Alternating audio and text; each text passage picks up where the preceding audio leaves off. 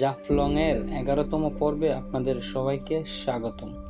জাফলংয়ের নৈসর্গিক সৌন্দর্য উপভোগ করার জন্য আজকে আমরা এই নৌকাটি আনলিমিটেড সময়ের জন্য ভাড়া করেছি। তো এই ভিডিওতে আমি আর বেশি কিছু বলবো না, আপনারা ভিডিওটি দেখতে থাকুন।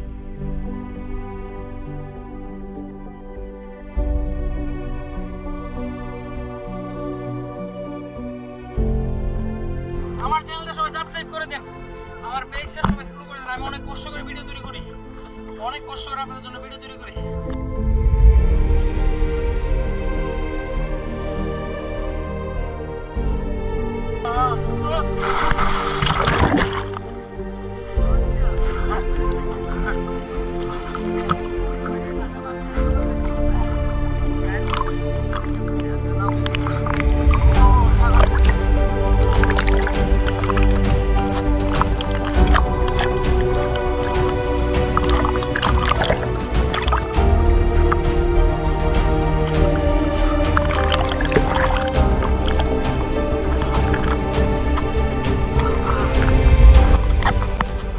এরপর সাঁতরাইতে আমি একটি পাথর পাই, যেখানে চতুর্দিকে বিশাল পানি এবং মধ্যে একটি পাথর। এখানে আমি দাঁড়িয়েছিলাম।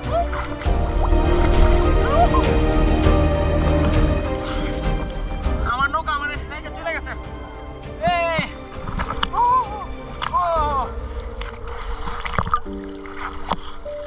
ভাই, জীবন এখানে সুন্দর।